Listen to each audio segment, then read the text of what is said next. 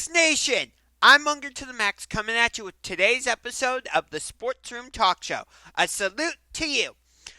First of all, I apologize that I haven't lived up to doing a video collaboration for every game on the Browns schedule so far. I've had things going on the past few weeks. That's why there wasn't a video collaboration against the Chargers, Patriots, or the Ravens. Things just didn't work out. I'm going to try and get back to doing video collaborations for Browns games starting this week against the Bengals on Monday Night Football, which, given the way the Browns are playing, I have no idea why we're on Monday Night Football, but that's neither here nor there. I'm going to be talking with Jazzy TV, the Cincinnati Bengals YouTuber, who I've worked with the past few times the Browns and Bengals have played each other, and we're going to try and work something out. I will say, though, I will be out of town Thursday through Sunday. I have cousins' wedding to attend in New Jersey, so yeah, there might not be a whole lot of content this week. So I appreciate you staying with me. But anyway, talking about the Browns. Yes, they are 2-5 on the season after losing to the Ravens yesterday, 23-20. Going into that game, actually, I was giving the Browns no more than a 10% chance of winning that game. Yes, 10%. Why only 10%? Well, think about this. All right? Against Atlanta in Week 4, in Atlanta, which the Falcons also won that game 23-20, but the Falcons ran the ball for 202 yards, okay? Then, against the Chargers ran the ball for, the Chargers ran the ball for 238 yards, all right? Then, against the Patriots, New England, okay, they only ran the ball for 98 yards. But still, the Browns' rushing defense has been bad the past few weeks. You gave up 200-plus yards twice against the Falcons and Chargers, as I said, and you nearly gave up 100 rushing yards to the Patriots. So, knowing that, and also knowing that the Browns were about to face arguably the most athletic quarterback in the NFL right now in Lamar Jackson, and knowing how effective the Ravens' run game is in general, I felt like it made too much sense to give the Browns only a 10% chance. I thought the Ravens were just going to whoop the Browns 35-10. So, as a Cleveland Browns fan, I should be upset that we lost 23-20, right? But I'm not, because I was expecting the Browns to lose. How can I be upset when I was expecting them to lose? I can't. Now, I am a diehard Cleveland Browns fan. Don't get me wrong. But it's just so hard to get emotionally invested in them because they always find ways to lose games rather than finding ways to win games. Think about it. Week 2 against the New York Jets in the home opener. They're up 30-17 with about 2 minutes to go. And the defense screws up and they lose 31-30. Against Atlanta, the Falcons in the second half said, we're going to go to the run game. And Browns, let's see if you can stop it. And guess what? The Browns could not stop it. The Chargers in the following week, they just said, okay, we saw that you couldn't stop the run game against Atlanta, so Austin Eckler, here's the ball. We're going to run the ball and see if you can stop it. Guess what? Browns couldn't do it. And then in week 6, yes, I know it's Bill Belichick, but still, the Browns are going up against a third-string rookie quarterback. And yet the Patriots hung 38 points on the Browns. 38. So, given all that, it made sense for me to predict that the Ravens were going to score 35 and blow out the Browns 35-10. Does it not? What do you want me to do? As a Cleveland Browns fan, but more importantly in this case, a Cleveland Browns YouTuber, they're making it so hard for me to come on here and give you good content. Because what am I supposed to do? Come on here and say, oh, we're having a great season. No. The Browns are 2-5. But here's the thing. Even if they somehow finish with the worst record in the NFL, which is not going to happen because the Carolina Panthers or the Detroit Lions are going to do that. But whatever. Hypothetically, let's say the Browns finish with the worst record in the NFL. They wouldn't get that pick. It would go to the Houston Texans because of the Deshaun Watson trade. Now let me talk about that for a second. Okay, so before the NFL came in and extended his suspension to 11 games, or I should say it like this, before the NFL came in and conveniently extended his suspension to 11 games, because we all know the NFL did that on purpose. They saw the Browns' schedule, and they saw that the Browns play the Houston Texans in Week 13, and they're like, okay, if we suspend him for 11 games, he'll make his debut in Houston against his former team. Okay, let's do that. So, yeah, the NFL can deny it all they want. They did that on purpose. There's no denying it. Whatever.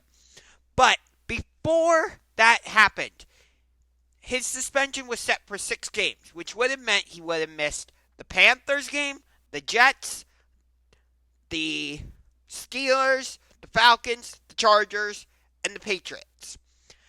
Deshaun Watson, had his suspension not been extended, he would have made his debut yesterday in Baltimore against Lamar Jackson. Now, granted, Lamar Jackson against Deshaun Watson, for me, that would have been a great quarterback matchup. We saw what happened when Louisville played Clemson in college football a couple years ago. It was a tremendous game between the two of them. And I enjoy that matchup. But it would have been hard because Deshaun Watson hasn't played NFL football in over almost 2 years? Over 2 years? Somewhere in that neighborhood. And then this week, he would have been making his home debut on Monday Night Football against the defending AFC champion Cincinnati Bengals. That's tough. So, the Browns' remaining schedule looks like this. Week 8 at home against Cincinnati. I am giving the Browns, let me pull up my percentages here. I give the Browns a 55% chance to win this week against Cincinnati. Although, I just looked at the odds on the ESPN app, and the Bengals, I will look this up. Yes, the Bengals are currently a minus 3-point favorite. But still, I give the Browns a 55% chance to win this game. And then it's the bye week. And then, coming out of the bye week, the Browns are at Miami. I give the Browns a 40% chance to win that game. The following week, at Buffalo, I'm giving the Browns a 5% chance to beat the Buffalo Bills in Buffalo. Yeah, only 5. And then they come home and play Tampa Bay. I know Tampa Bay has been struggling. They just got whooped by the Carolina Panthers 21-3. But still, even with all that, I give the Browns a 20% chance to beat the Tampa Bay Buccaneers. And then at the Houston Texans, Deshaun Watson's debut, I give the Browns a 70% chance to win that game. And then at Cincinnati the following week, again, I'm going to go 55%. Home against Baltimore, I gave the Browns a 10% chance last week against the Ravens. Since it's home in Cleveland, I'll give the Browns a 20% chance. Home against New Orleans the following week, I'll give the Browns a 60% chance. At Washington, I think I need to lower my percentage a little bit, because the Commanders did beat Green Bay yesterday. So originally I gave the Browns a 90% chance of beating the Commanders. I'll take that down to 80%. Yeah, 80%. And then at Pittsburgh to close the season, I'll give the Browns the slight edge at 51%. So again, here are my percentages these are my percentage chances that I give the Browns to win in the remaining games. At Baltimore, I gave the Browns a 10% chance. Home against Cincinnati, I give the Browns a 55% chance. At Miami, 40%. At Buffalo, 5%. Home against Tampa Bay, 20%. At Houston, 70%. At Cincinnati, 55%. Versus Baltimore, 20%. Versus New Orleans, 60%. At Washington, 80%. At Pittsburgh, 51%. So, what do you think of my percentages? Am I being too nice? Am I being too generous? Am I being too hard? What do you think? Write your thoughts down in the comments below. But, so, again, I'm a Cleveland Browns YouTuber. I'm a Cleveland Browns fan. I should be upset and all this and that, right? Well, guess what? I'm not. Because my favorite team in all of sports, bar none, they won their home opener yesterday in overtime over the Washington Wizards. And they are off to a 2-1 start. That's right, I'm talking about the Cleveland Cavaliers. Yes, I know, I'm wearing a Charlotte Hornets shirt. But again, I said this once and I'll say it again.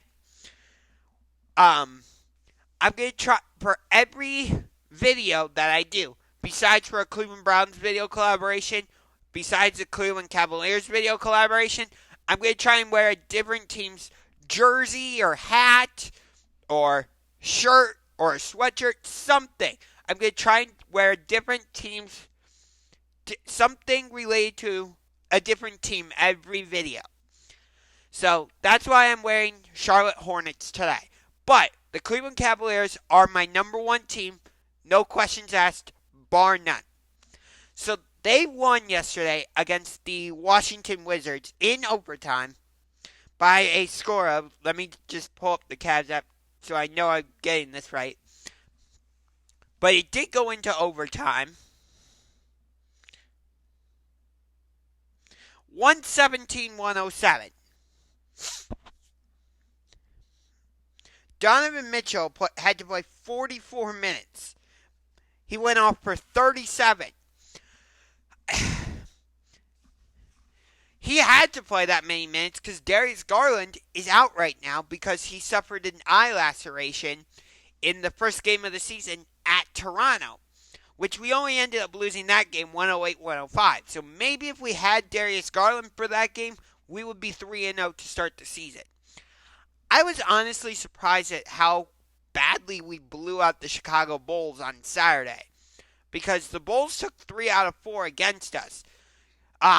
And Zach LaVine was making his season debut for Chicago. DeMar DeRozan was back for them. Nikola Vucevic was back for them. I know they're without Lonzo Ball, but still, the Bulls are a big, good, very good team. And yet, we dismantled them. Yes, it was only the second game of the season, so I'm not reading too much into it. I mean, we still haven't played Atlanta. We still haven't played Boston. We were 0-1 against Toronto. We still haven't played Philadelphia. We still haven't played Brooklyn. We still haven't played Milwaukee. So there's a lot to go. And I know it's only late October. End of October, basically.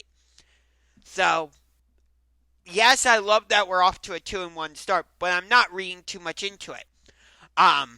We've got the Orlando Magic on Wednesday, and then we're at Boston I believe that we're at Boston on Friday, I think it is. Yes, at Boston on Friday.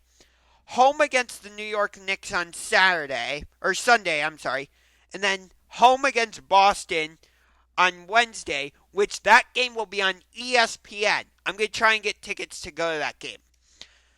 So, because I would love to go see the Cavaliers against Jason Tatum, Jaylen Brown, Marcus Smart, Malcolm Brogdon, and the defending Eastern Conference champions. Which, I don't know if the Celtics can get back to the NBA Finals, being that they're going to be without Ime Udoka for the whole season because he's suspended. Not going to get into that whole thing. I don't want to even address the whole Robert Sarver situation. Thus, even though I'm a general sports content maker, I'm not going to touch the Dan Snyder situation either. Like, I'm sure there are other YouTubers who talk about that stuff. I'm not one to talk about that stuff. So, yeah. But, yeah. And then we have college football stuff going on. So, will the real Penn State Nittany Lions please stand up?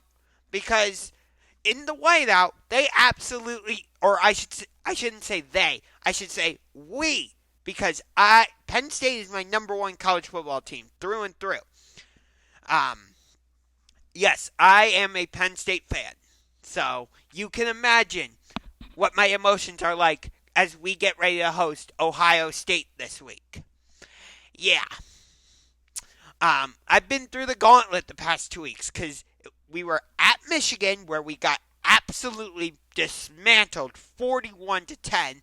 And then we come home this week, or last week, into the whiteout and play Minnesota, which I don't get why Minnesota was the whiteout game. Because except for last year when Auburn came to town, which it made sense why we made that our whiteout game. But typically, the whiteout game is either against Michigan or Ohio State. And yet, for some reason, the home game against Ohio State is at noon on Fox. What? No, that's not right. Ohio State is meant to be the whiteout game. But anyway, so, yeah, we blew out Minnesota. But Minnesota, yeah, they're good, but are they really that good? And then the week before, we got destroyed by Michigan up in Ann Arbor. So, I don't know what to expect from Penn State this week. I really don't. Ohio State's a double-digit favorite this week, which rightfully they should be. I mean, they have Jackson Smith and Jigba. They have C.J. Stroud, who I think is the Heisman favorite. Or no, he's not the Heisman favorite. I would say he's second in the Heisman contest. Hendon Hooker, the Tennessee quarterback, is number one. I'll get to Tennessee in a minute, actually. Because actually, let's just get to Tennessee right now. I need the Tennessee Volunteers to win this week against Kentucky. But there's more to this equation. I need the Georgia Bulldogs to win against Florida this week. You know why I need both of those? Because next week, between the hedges in Athens, Georgia, it is Tennessee at Georgia. Yeah, that's right. We could be getting number 2 against number 1 in a regular season game. Yeah, think about that for a second. If everything plays out right, if Tennessee beats Kentucky this week and Georgia beats Florida, we could potentially be getting number 1 against number 2 in the country. I guarantee if that happens, ESPN College Game Day is going to be there. Fox's Big Noon Saturday, or whatever their show is called. They'll be there. I wouldn't be surprised if SEC Nation is there. That will be one of the biggest games in college football history if we get Tennessee against Georgia next week. And it's number 2 against number 1. So, Tennessee, please beat Kentucky. Georgia, please beat Florida. Please. I need this game to happen next week. I need it to happen. But getting back to Penn State, because I want to address that, actually. So let me pull it up. ESPN app, you're being slow. Not helpful. Okay. Right now, Ohio State is a 15.5-point favorite against Penn State. Yeah, 15.5. Let's see. Any injuries? Doesn't say on here. But Ohio State, they are putting up 49.6 points per game. Penn State is averaging 33.4 points per game. Points allowed per game, Ohio State allows about 15 points per game, 14.9. And Penn State allows about 20 points per game, 18.9. Total yards, Ohio State 517.4. Penn State 423.6. Yards passing for Ohio State 312.6. For Penn State 245.1. Yards rushing 204.9 for Ohio State, so you can round that up to 205. And for Penn State 178.4. Yards allowed, Ohio State 239.9. Round that up to 240. Penn State 373.1. Pass yards allowed, Ohio State 149. Penn State 232.9. Again, round that up to 233. Rush yards allowed, Ohio State 90.9. Penn State 140.3. Ohio State's last 5 games. Against Iowa, they won 54-10. At Michigan State, they won 49-20. Home against Rutgers, they won 49-10. Home against Wisconsin, they won 52-21. And home against Toledo, they won 77-21. Penn State's last 5 games. Home against Minnesota, we won 45-17. At Michigan, we won 41-17, or we lost 41-17. My bad, I almost gave us a win when we got absolutely dismantled. Home against Northwestern, Penn State won 17-7. Home against Central Michigan, we won 33-14. At Auburn, we won 41-12. So yes, Penn State can put up points. But here's the thing. We got dismantled by Michigan 41-17. So if our defense is allowing that against a top 5 team in the country in Michigan, what's going to happen when the number 2 team in the country, because Ohio State is number 2 right now, what's going to happen when they come to town with C.J. Stroud, Jackson Smith, and Jigba? I think his name's Trevion Henderson. Let me double check on that.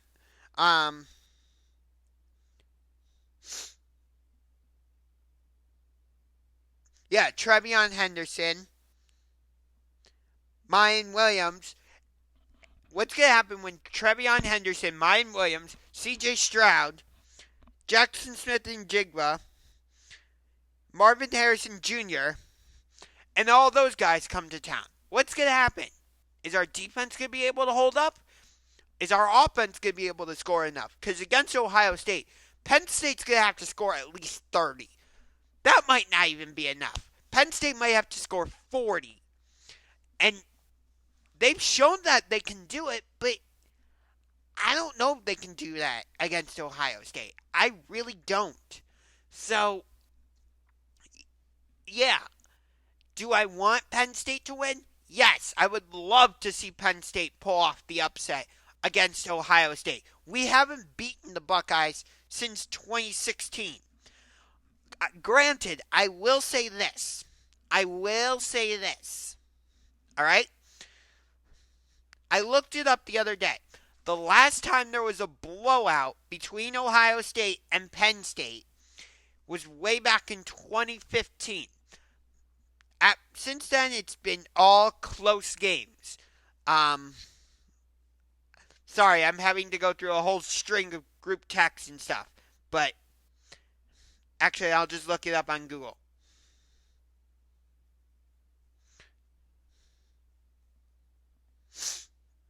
Okay, Penn State, Ohio State history.